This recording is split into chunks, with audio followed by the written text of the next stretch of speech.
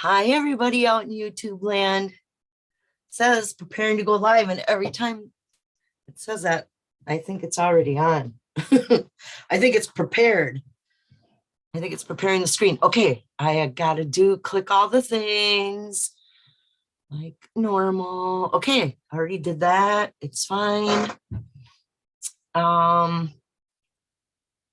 Okay. Wow, I got a thumbs up. Hi, JK Pioneer. Did you give me a thumbs up? I'm gonna give myself one. I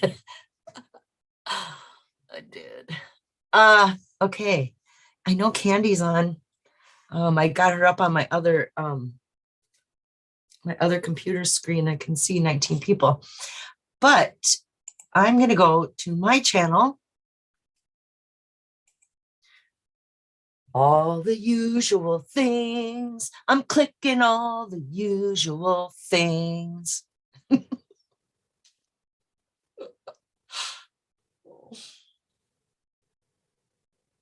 know, this is more habit than anything now. Coming on Fridays, it's like,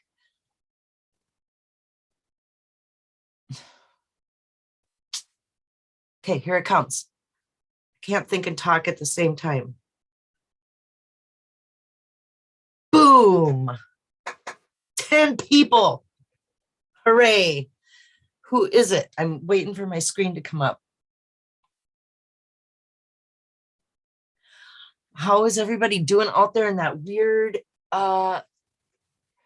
in the United States, in the Midwest, all the weird, funky weather? I mean, it's not just weird. It's like, wow, something's wrong. And we know it, you know, I mean, it's obviously something screwed up when I could be in a blizzard. And then days later, there's the tornado sirens blowing, you know, it's holy crap.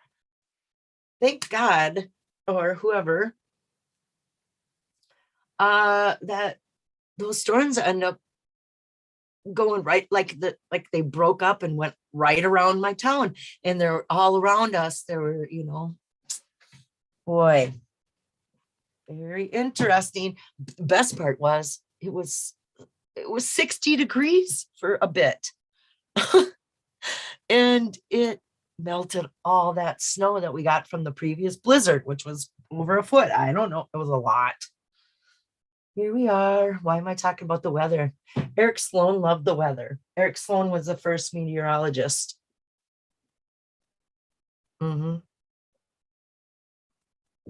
Well, I don't know if that's I don't know if that's true. I think he was the first weatherman on television. God, is that, or was it radio? No, it was television. And he's the one that came up with the weather symbols. I swear, unless he, you know, claimed that fame. No, he really was a national treasure, including being all that and a bag of chips. You know, he knew all the weather things, and he was an incredible fine artist. So, yep. And that's why he was in the Air and Space Museum. That mural, nobody loved the sky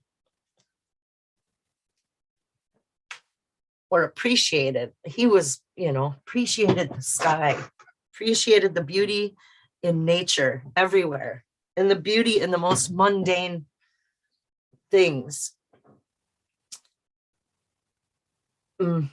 Okay, yes, here we got it. Now I should look who is all here, everybody. Hi, Bobby Brass. Hi, Huli. Davio. Davy B. Good day. Word, Davio. And then David. Waiting all week for Friday night. Oh, that's sweet. Thank you. So do I. Even though I got, you know, you guys, I have nothing. And I want to be not that person that talks about other people. You know, there's those, I want to be the person that talks about ideas. I've always been that way. I've always walked in the room and people are, you know, the gossip. Of course, everyone loves to hear the scuttlebutt, the scuttlebutt, but not really, you know, just to scoff at, just to go and carry on. It's not like, I'd rather talk about ideas. And then I think, oh yeah, talk about ideas. Okay, hi and mighty Susie. How about let's talk about what everybody else is in the community that are not talking about other people, but talking about things like Davio. He's talking about that end game thing. And then I pooed that so fast, my head spun. It was like pooed. So it's like, nope. Oh, there you go. There you go, Susie. Miss Big Ideas. Talk about ideas, girl, who poo-poos every idea that comes her way. Oh, what happened? I'm drinking a glass of Chardonnay with blackberries and blueberries floating in it. Hang on, there's pop-ups happening on my computer over here. Oh, I quit reading the chat. My mouse decided to quit. Okay, there's the mouse back. I have to say, God, okay. Oh, there's Nomadic Madman. Oh, here we go. Hi, INFJ or J. Now I move my cursor and I don't. INFJ. Hi, Lucky Digger. How are you doing tonight? Okay, Larry. Always good to see you pop up in my chat. There's Kevin S. What up, Kevin? Sledneck. Oh my God, Sledneck, how are you doing? Nice to see you. You got snow where you are? Are you out there? Did you fire them up already?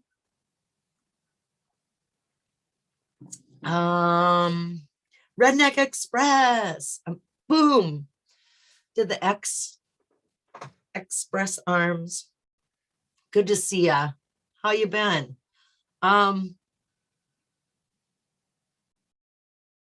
We jumped. Holy. There we go. I'm back. Okay. Hi, King Kesher, Jim King. The king has entered the room with great fanfare. My brother-in-law is a meteorologist on TV, like for real. Or, I mean, I don't think every. I'm sure there's a name. Or is it like broadcast meteorologist? You know, I'm sure there's meteorologists that are not on TV, right? I don't know anything about anything. What's up, Jim?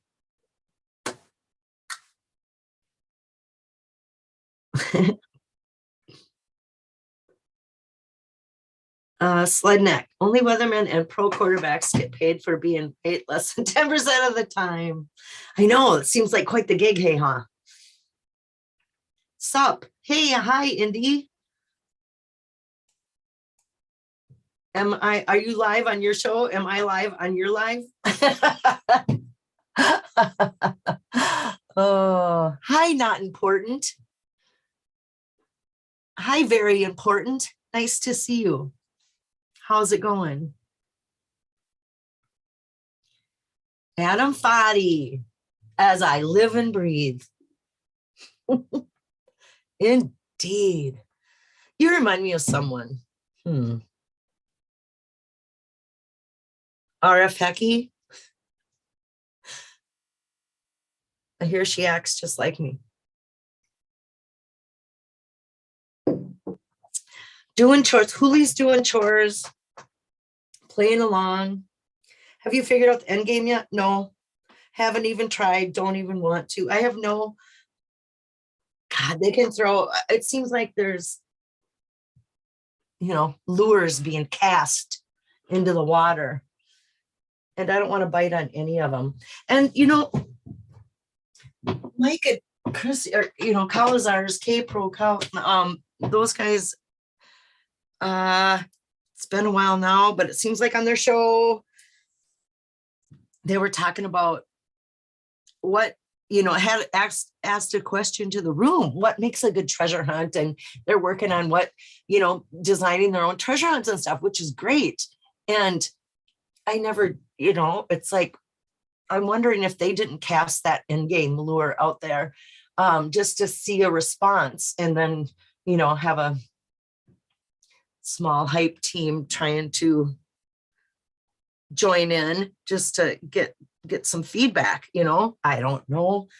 I know nothing. It's just a conspiracy of mine. And what's the drinking phrase tonight, everybody? Is it every time I say, I don't know, you guys have to drink? Okay, I'm going to have a sip of wine, but I did bring two, couple beer waters up here with me as well. Oh, but wine just gets you there so much quicker. Hi, Dark. How's it going? Nice to see ya. Lucky Digger, have you figured out? Oh, yeah. Bobby Brass, behave. Or you guys, just a reminder to my whole crowd. I'm in my chat. Please refrain from using song lyrics references or song or music or band references. I know it sounds ridiculous. I know it sounds like, oh, big deal. But to me, it is a big deal. And when I'm going through these things and I read a reference to a band or to a song, it could like ruin my day really easily. And so I'm giving you guys my Achilles heel here. I'm telling you what my trigger is. And that's really scary for somebody who is like, I am disabled with post-traumatic stress. I'm certified, stamped, certified mentally ill, crazy. So if you could all just play along and skip the songs, please. Thank you. And that was your friendly reminder, a public service announcement on behalf of Susie. Please take kindly. Nomadic Madman, how's it going? Hi, Kiwis Road. What? Who sank the yellow submarine? Well, you're lucky, Kiwi, because the Beatles don't bother me. You can talk. See, that's the thing. I've got my own mental rules about music. Beatle references are okay. I just got the Barbarisi book. Should be good on Saturday. You did, David. I would love to have a conversation about that. If I would be on your show, or you should come on my show after you read it and we can talk about it. Hey. The poo-poo. Davio. Oh, is that when I was poo-pooing all new ideas? Poo-poo. I poo-poo that. End game. And then Yellowstone National Park. So YNP. That name, moniker, abbreviation, YNP, put out a teeny snippet of a video that pertained to the end game, where they figured out, I suppose, I guess it's a poem. So it's one of the lines in the poem. And it was talking about the moon.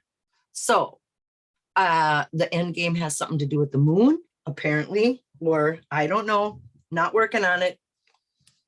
Oh, Susie, you have to try peach bellinis with apple soda. I would love that. I love peach bellini. I would, uh-huh. One of my faves. Frozen berries. No, I have fresh blueberries and fresh blackberries. Like about, at least 1.5 inches deep in my wine glass. Okay, Larry says, Susie, the Barbarisi book made me giggle. I know it has such a, he had to write it that way. He had to write it from like someone that's not, I'm going to refrain from saying in really deep into the treasure hunt and has incorporated this into their life, who actually see something and think, oh, warm water salt. Oh my God, that's a capital B and the word brown.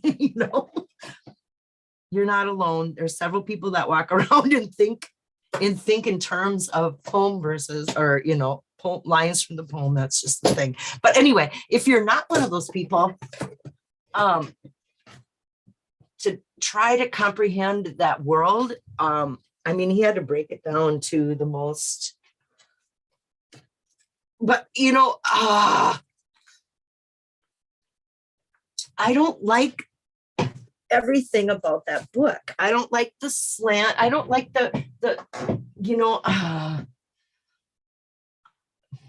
I wish he would have told the story without including so much of the hearsay grossness. I don't know. That's my own opinion. I want Forrest to shine like a bright, shiny star, and I don't like anything tarnishing the way I feel about him. It's upsetting. It's not cool. And so there are parts of that book that it's like, really? I get it, but did he really have to even bring it up? I don't know, I suppose. You can't. And it's supposed to be a true story, right? Is this, I don't even know. Is this published under fiction or nonfiction? How can you tell? Oh, I know. It's going to be right here in the copyright in the beginning of the book, right?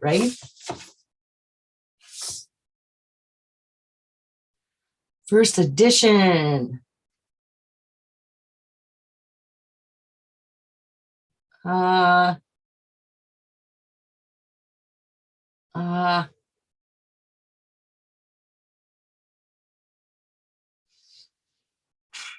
reading. I'm a slow reader. Title, description, identifiers, subjects, classification.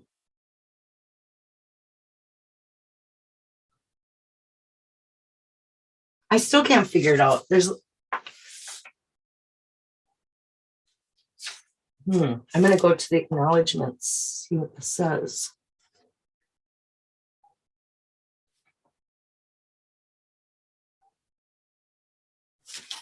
Well, the author.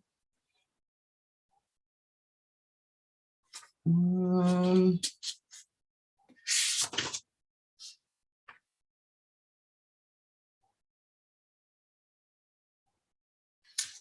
looking at the last line in the book. Oh, in the notes. Goonies.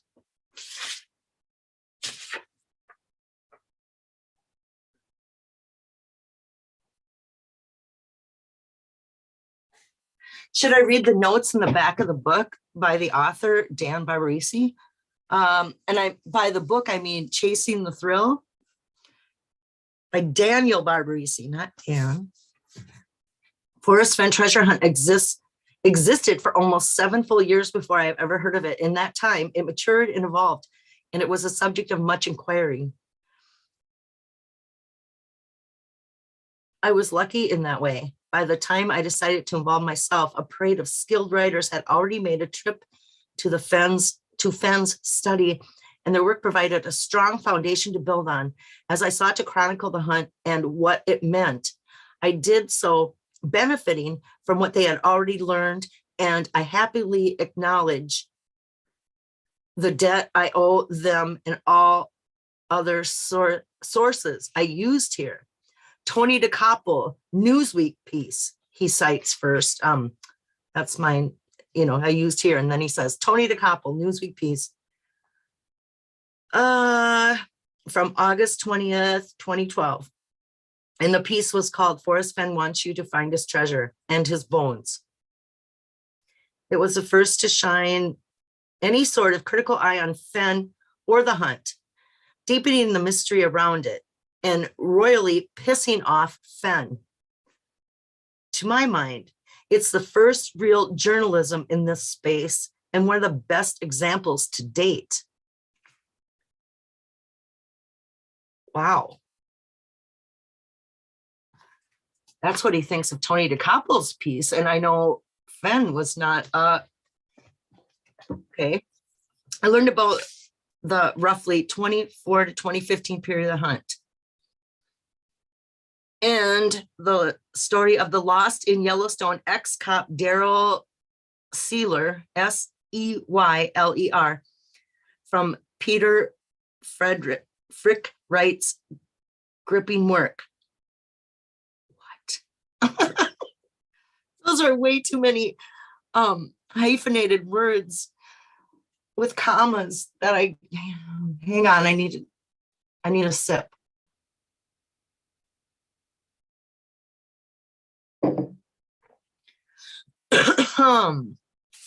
Excuse me all. The sad tale of Eric Ashby was followed ably by David Kushner for Wired. And it was published July 26, 2018. I first read in detail about the story of Scott Conway.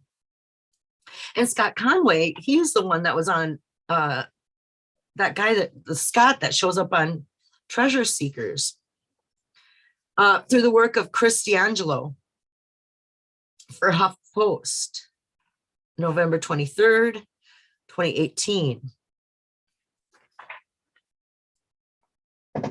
Oh. I'm going to scan this. I'm looking for Margie Gold. Oh, here's Jenny Kyle mentioned.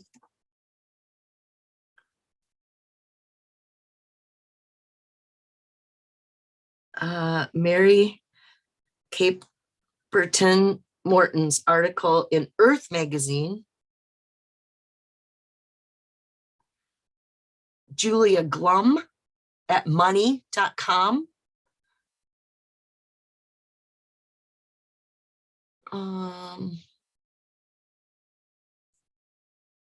Oh, that's the one from 2019 that Sasha was in.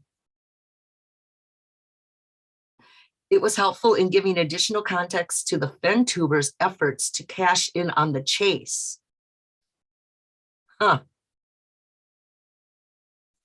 Vox article by Zachary Crockett.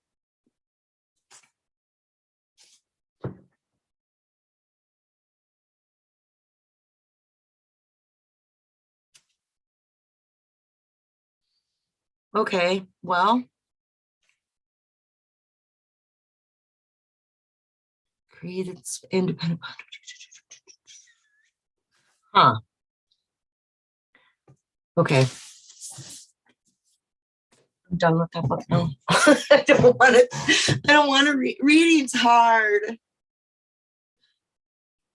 Understanding it. But that just gives a little more context to the approach that he took, He said that the treasure hunt was happening for 7 years before he got into it. So he quickly had to play catch up by reading other published news articles about Forrest. Anyway, wow, I'm sorry, I'm ignoring everybody. Where were we? Have you looked at the 8 interviews that Fenn did with Margie Goldsmith? She keeps quoting desert. Oh, you think? Candy. I pretty much can quote Margie Goldsmith interviews line by line. Once I get rolling, like I know exactly what's coming out of his mouth every time.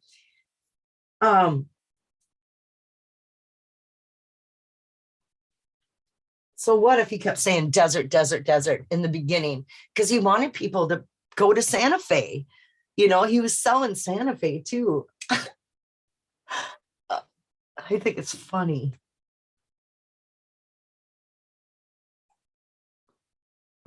What's the definition of desert? You know, he could have been playing that too. But then again, this is Margie saying it, not Forrest. He's just whatever. Although you're right, forget that.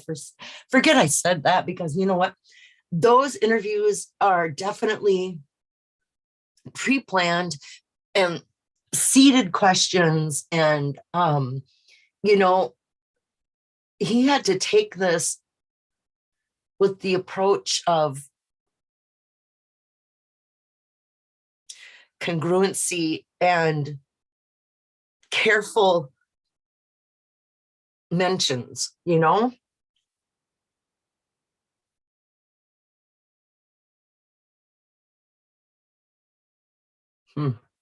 Oh, they're talking about Barbarisi's book, Room? Yes. No, I was just talking about the last, he has in the back of the book, he has a section he called Notes. And I was reading the notes, like where he's crediting all the previous journalists that had gone before him when he started in 2017, when he was gathering up as much as he could about what is going on with the chase. Okay. Hi, David Crump. I fully understand all the conventional readings of no paddle. I don't think the solution is conventional. Okay.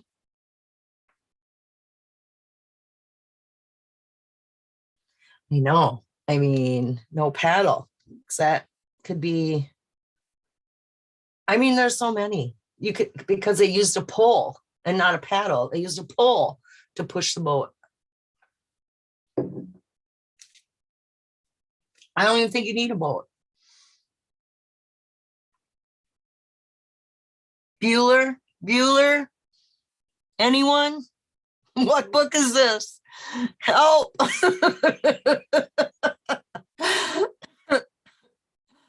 Oh, I'm sorry to torture you like that.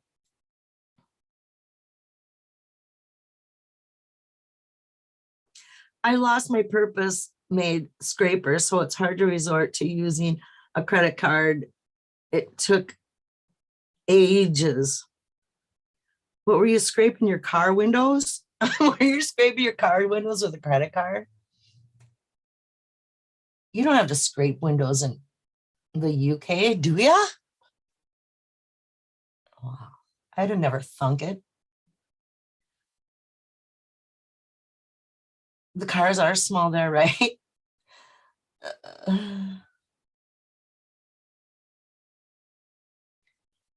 Probably from medieval Latin. Sort of, what are you guys talking about? Oh, the paddle thing. Hola, Bobby. I see you made it back, and I should scroll down. Have you been kicked out again? No paddle up your creek. Should focus on the word creek more than paddle, says Dillard Denton. Okay, Dillard.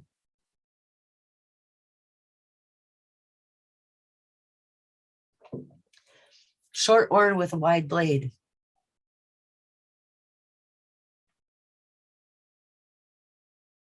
Bobby, you better behave. Next slip on my asking Susie to ban. What in the world is he doing wrong? Don't piss off Indy, Bobby, because it's too late by the time I get reading it. If you do, I mean, you could already be kicked off by the time I got to what was happening. Because I'm not paying attention.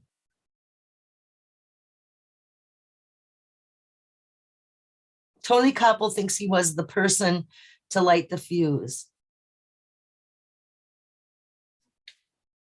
No, she said that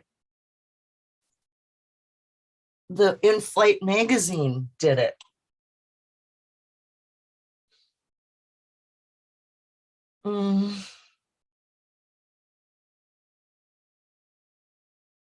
Lucky Digger says, Forrest Fenn found a small plate at San Lazaro. There's a book about it.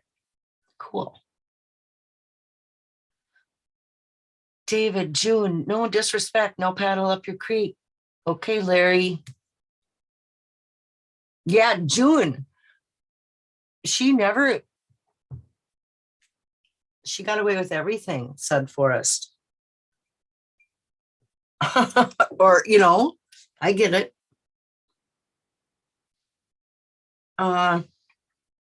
He's always pushing the boundaries.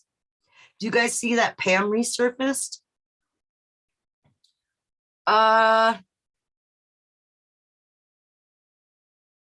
And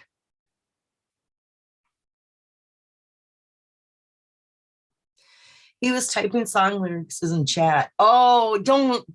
It's not funny. It's not cool.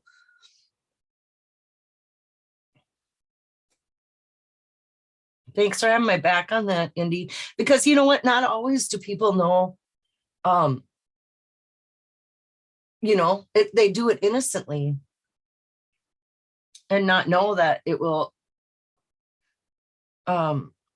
push me over the edge and like ruin my life.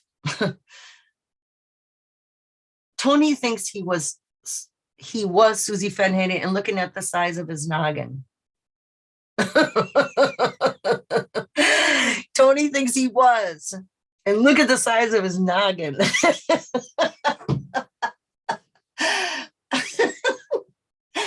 I had a long face. Oh. Sometimes old people can teach you something. Yeah, they can. Hi, MJ Inzer. Not the place where water's hot. Exactly. The only thing she did in that entire book is listen to the radio at 6 p.m. on Saturday night. June, Saturday night. Doing everything right. Yeah, she always did everything right. Mm-hmm. As in correct and not, and what about right, the direction? I don't know.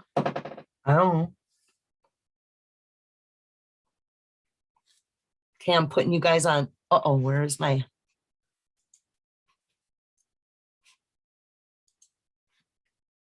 I'm putting you on mute for a second.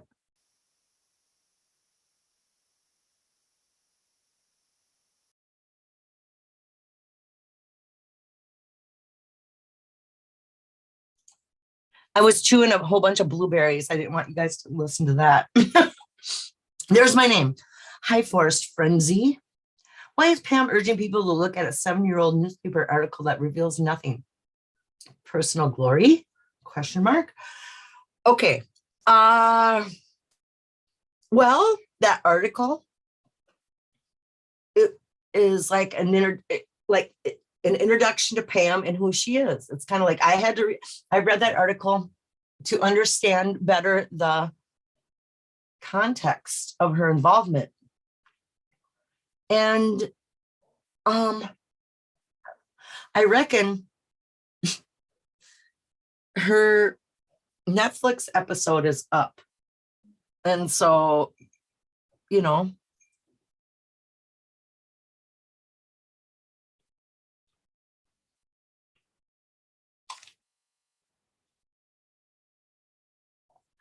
Are love letters okay? What do you mean? Forrest Frenzy, 7%er.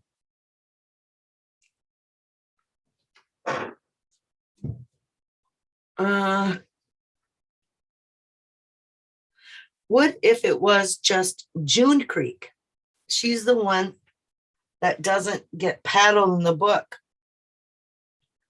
Oh, well, as in a creek that only appears in June with the runoff, or as in a creek that's called June? I like the way you think. She's a Karen. I don't know who's a Karen.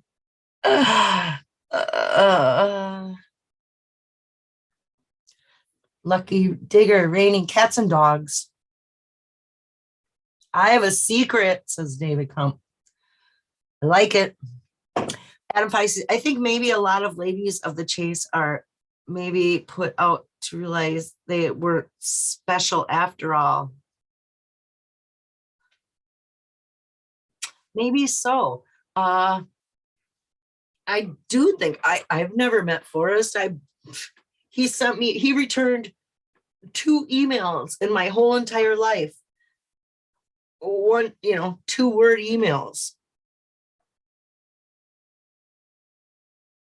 So I'm not one of his chicks at all. I never met him, none of it.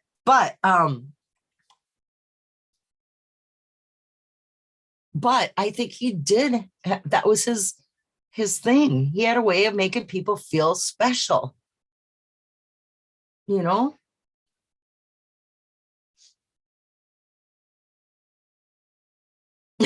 mean like Babs?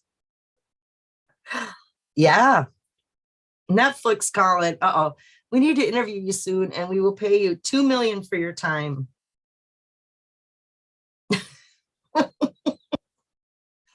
Ring, ring, ring, ring. Hello, this is Susie. Yeah, Susie.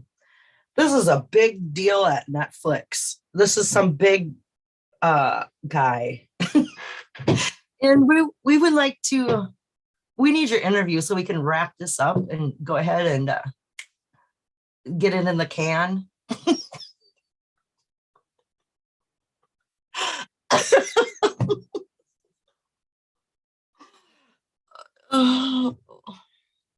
Mm-hmm.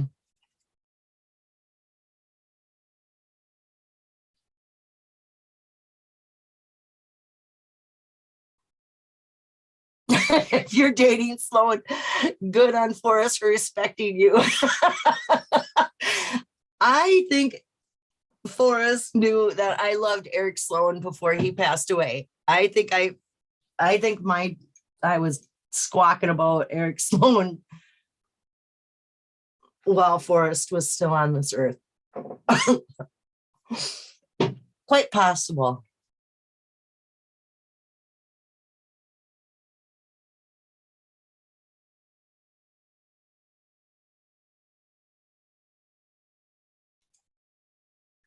I swear I will not watch any docs that don't include Davio, Susie, and Bill Gorman.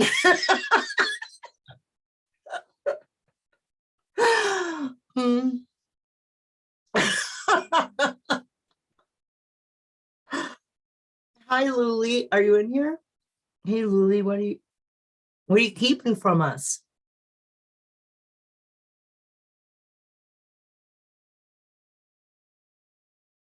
Mm.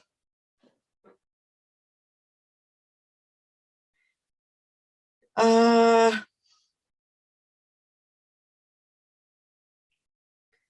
are you in, Davio? I would bloody love to see you on a show. You're a true character. You got it made. Okay, Larry.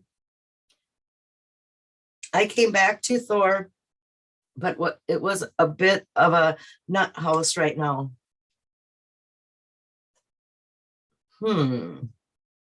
Hi, Dizzy Dean. Whoa. Good to see everybody. He says, good to see you, Dizzy. Too many Davids in the room.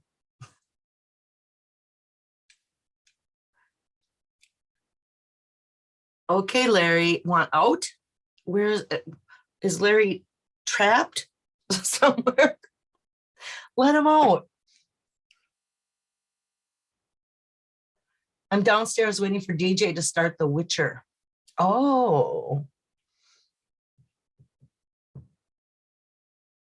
that really hot guy is in The Witcher, right? Yes. Can't think of his name. Anyway, all men should be like him. Ooh.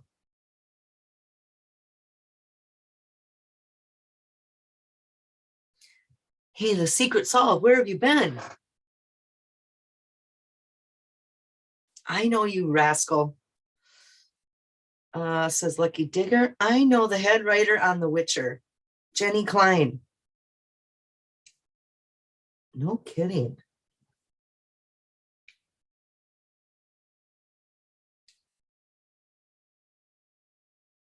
David, are you the secret solved?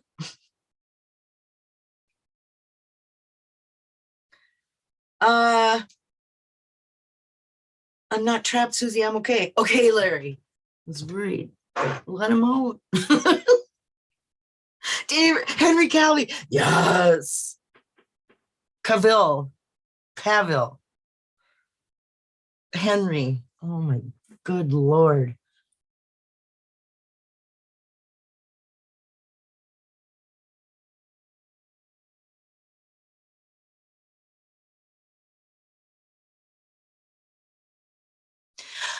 I think Nomadic Madman says, oh, hi, Gadal Khan. He's almost home. Okay. I think we just need to make it through the winter. Maybe next year this will have a good conclusion. We can hope. Mm-hmm.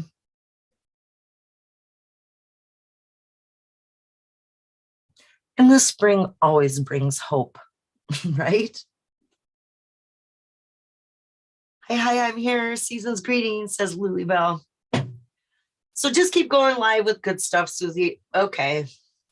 I don't know if this is good stuff, but I'm about to crack another beer or a beer, not another one. It will be my first beer. I already had 2 glasses of wine.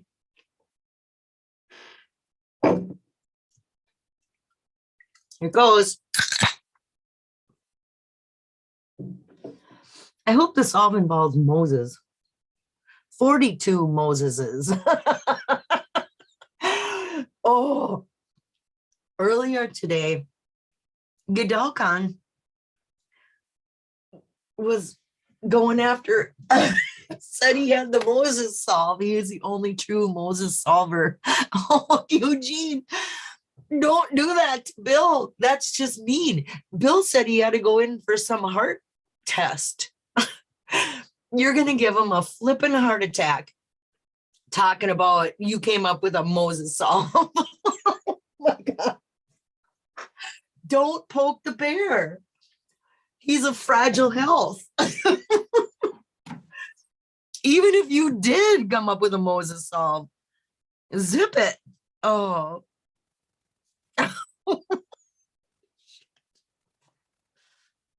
um, hang on. BRB.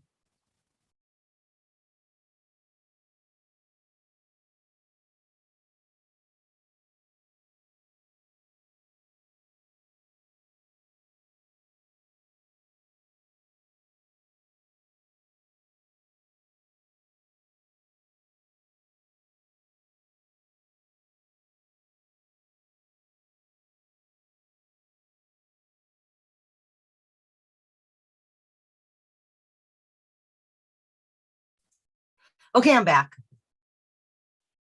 I must Brandon Chestnut. I see my name. Olives in your beer. I think Pam signed an NDA. She could be hinting at something with the video and article. Susie has a heart. Just don't piss her off. Oh, I know I'm easy to piss off because I have so many, because I'm a damaged human being.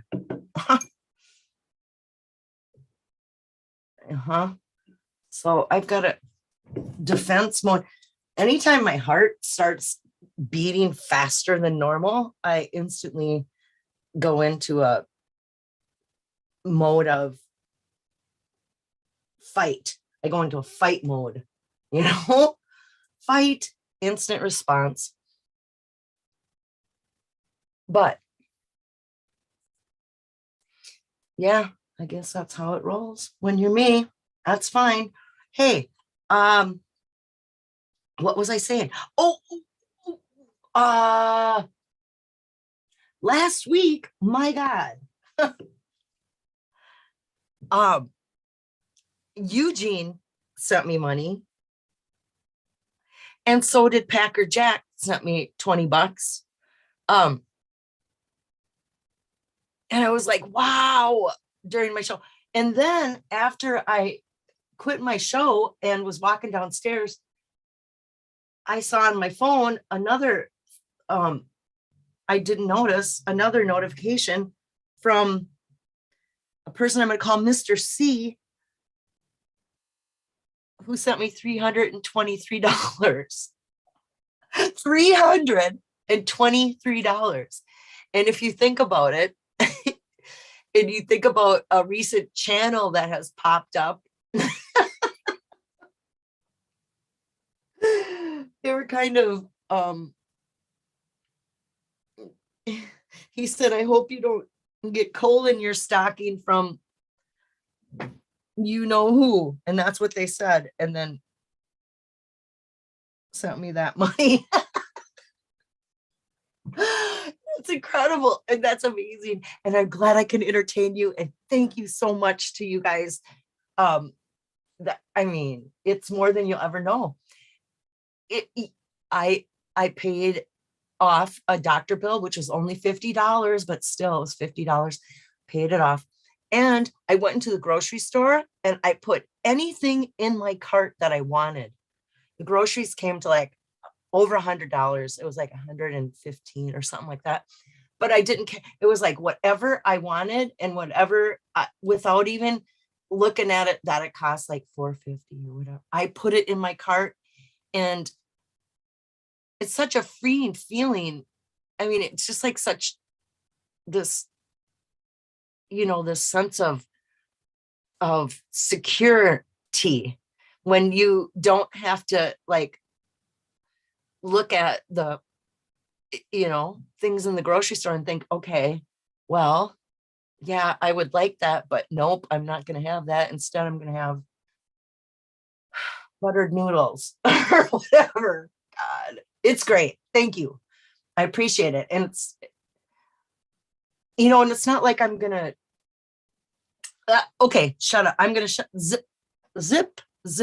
Thank you. That's it. I'm not going to say another word. It's huge to me. And I sincerely, that's it. Thank you. I'm here now. Let the fur fly. Get out, gun. Why are you poking the bear? What? Oh.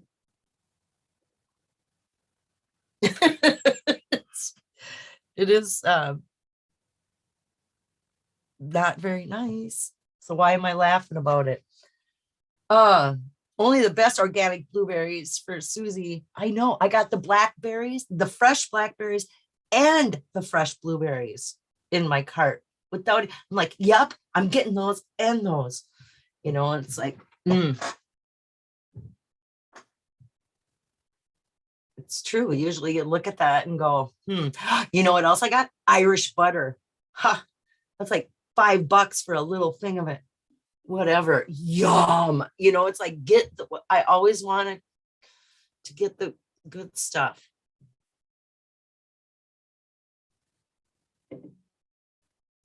Forrest mentioned Edgar Allan Poe in 2 or 3 scrapbooks. It still makes me think about the gold bug. I know, and how can you not tie it back to the gold bug when it's Captain Kidd's treasure, and Captain Kidd's treasure is mentioned right after the poem. It's like a part of the poem. Where does the poem end for real? You know, I mean, is it just those stanzas, or is that paragraph following the poem a part of the poem?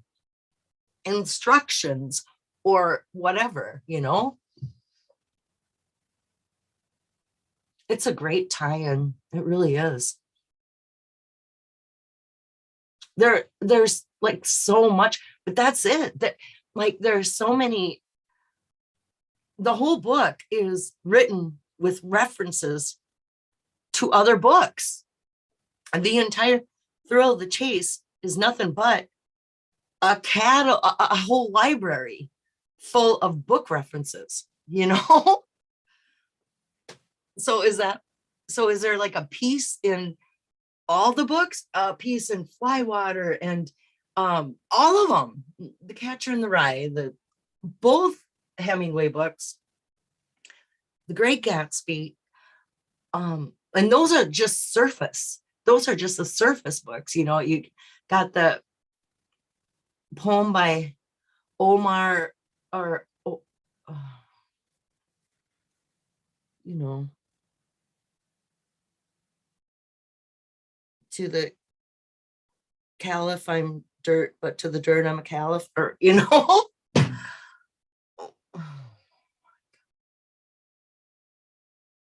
And there,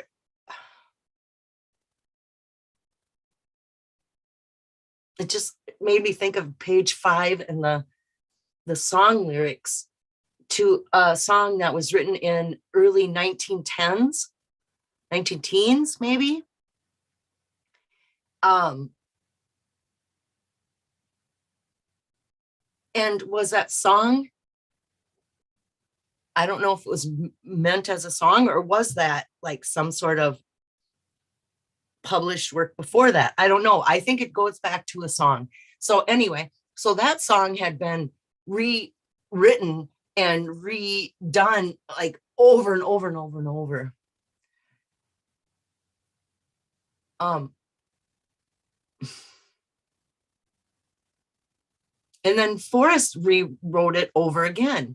He changed the lyrics just enough, or changed the words to it. You know, 4 cards and a joker instead of 5 cards in the cradle.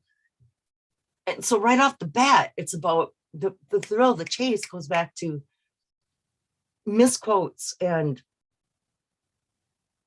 other people's work and people who came before us and yada, yada, yada. Waiting for ships that never come in. I think we should pay attention to the one ship in the book that does come in.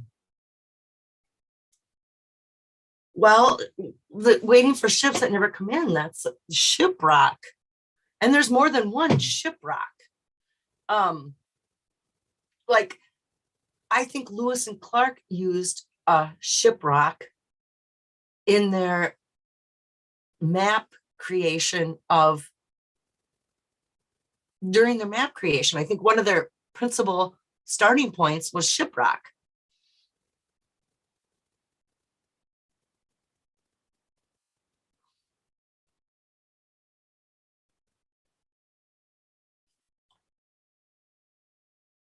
Two trips. A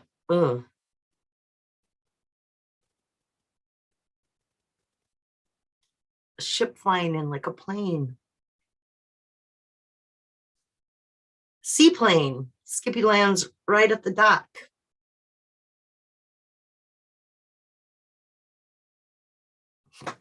That's Skippy's. There's a lot of tall tale. I think a lot of that book is tall tales. Salute.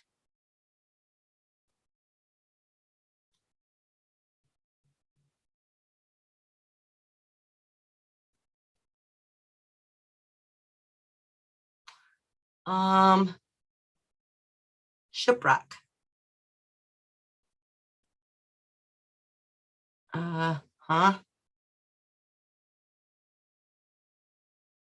Cheers, Huli. The secret's all do not rock the boat. Do not.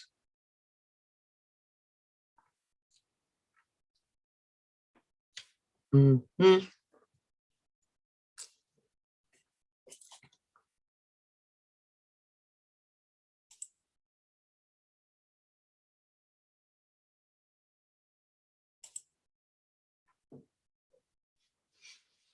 Okay. Yeah, you can't really just wing it with flying a plane.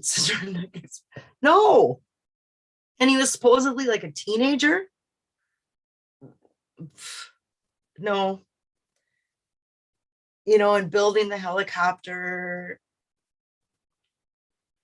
A lot of tall tales. But that's fine. I mean, whatever. He needed these stories to hide his treasure hunt in, you know? So it's like, what about these stories are the treasure? Where, you know, where are, till we get those answers, here we are. Stuck in Chaselandia. Perfect name. Because it's true.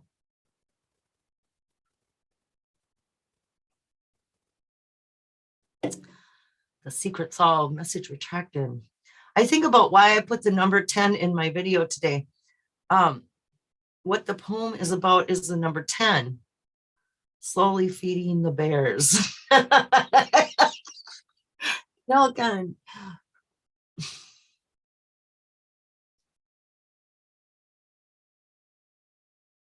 You're not flying anything without winging it. Good point, Dillard. Lucky Digger, yes, sorry. Now, who was the pilot standing at the dock? It was Marv Sr. I don't know. I don't know if Marv ever flew. Oops. Those little planes are called putt-putts. Forrest watched Skippy putt-putt over a distant hill in that other chapter. Huh? There are no hills in Hell's Half Acre. And also, David Crump, in that illustration of that car driving over the hill, and he's walking in his sock feet. That car is not the same car as the drawing on the previous page. It's a whole different car. It turns into Eric Sloane's Model A or Model, I don't know. I'm going to say Model A.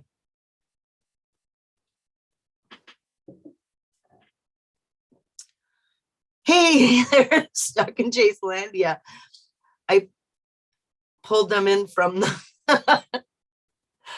the outer realm. Oh. How you doing tonight? Oh. Yep, we're all stuck. Why would Forrest ask a fiction writer like Douglas Preston to write his memoir? Is that what is happening right now? Much to my chagrin.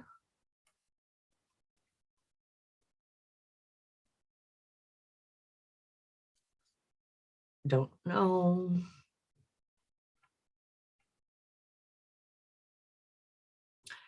Cher told, oh, X marks the spot. X arms. Cher told the manager that she was going to just wing it. Because Cher had a flair. She could do it like that. Oh, I can do that. I do it every Friday. I just wing it. I didn't always. Did I? I shouldn't say. I'm not saying anything. I'm not the best judge of my own work at all. Preston's book, Code 10. Are you saying he's writing a book called Code 10? He did write a book, Code 10. Because he didn't tell us actual stories.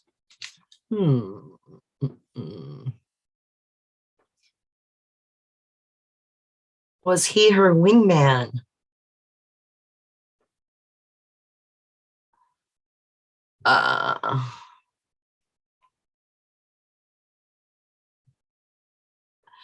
just read Preston and Child's Old Bones for the second time, going to do a book review on it. Oh, do that. No, man, that would be great. Sorry, my question was more who? How did F know he was a pilot?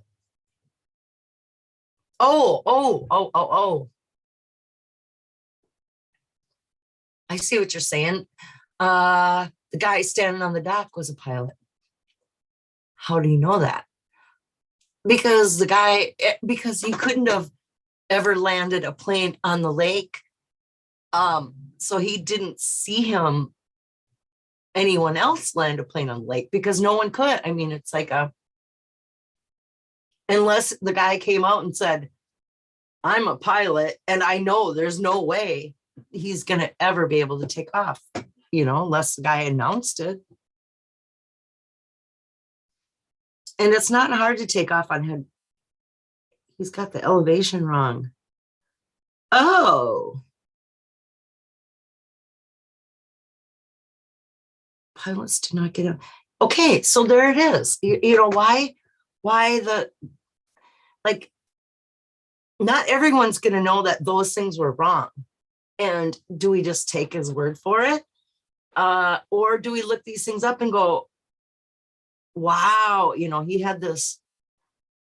Yeah, you're right. Forrest is not going to make an elevation mistake.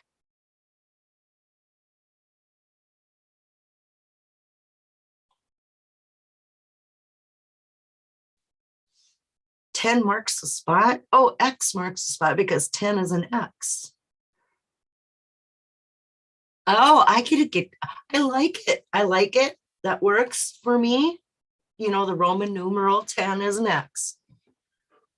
And our 9 clues, 10 marks the spot. I can see it. The reliquary, the codex, they are easy reads. I mean, the codex seems the most relevant. Well, I don't know. I've never read any of them. At one time I was working with someone and she was a really good reader. And so I said, you read the codex and then give me the book report.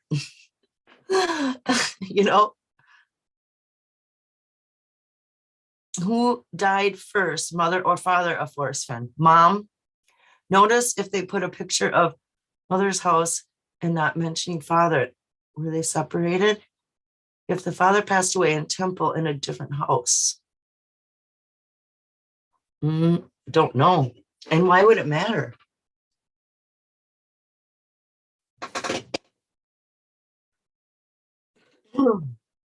Oh, excuse me. Have you figured out the endgame cipher? The new book should be good with the preview pilot line on Amazon. Sounds intriguing.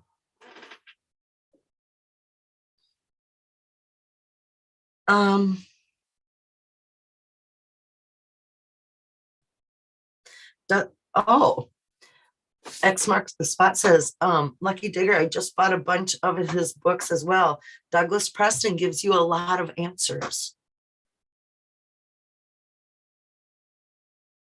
I think Douglas Preston knows it all. I think he knows every inch of this story. I think he knows everything.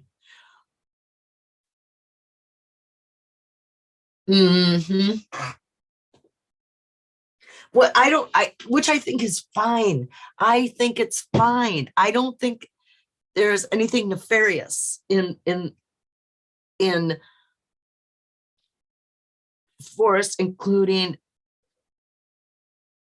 Douglas or anyone of his choosing in this. No matter how hard he sold the idea that he was the only one, which might be the actual exact spot. But I think the basic facts were known by Douglas the whole time, with the intent on Douglas, writing the story or the movie or the after effect of this, what we're living through right now. Don't be fooled. Douglas or Preston's fingerprints are all over Forrest's memoirs. And Douglas Preston is the president of the Writers Guild, by the way. So he's kind of a big deal, and a perfect fit for, Forrest to hand this story to. I think it's, and I think Douglas probably had something to do with choosing Daniel Barbarisi or introducing him or bringing him in this. I think that was a pre-planned thing, and I think Douglas was in on that, and Forrest were definitely in on that, and that wasn't just him, Daniel Barbarisi, I'm saying. It wasn't just him deciding, oh, I'm going to do this and jump into the chase and write this book. I think that was all, a part of the big plan, the bigger picture. Okay, it's already after 10 o'clock, and I don't think I have anything else to say, you guys. I never had anything to say to start with.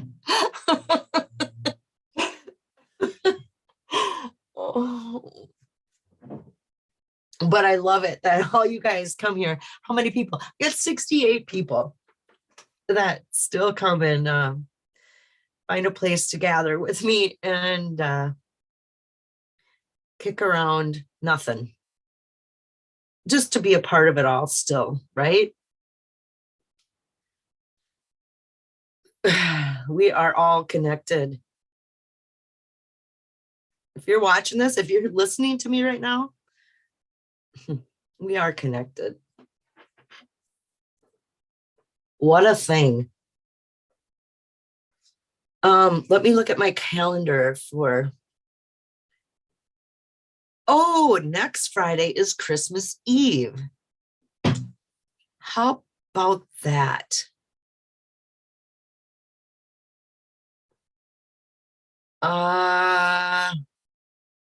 I don't know. See, last Christmas Eve, it seems like I went on live for a while because you know what? Not everybody that's listening right now has a family or a place to go or, or someplace to be. This is their family. This is their social gathering. This is the place where they feel connected to other people, and we're connected to people all over the world right now. We got Adam Fadi in here in the UK. We've got Davey in Australia right now.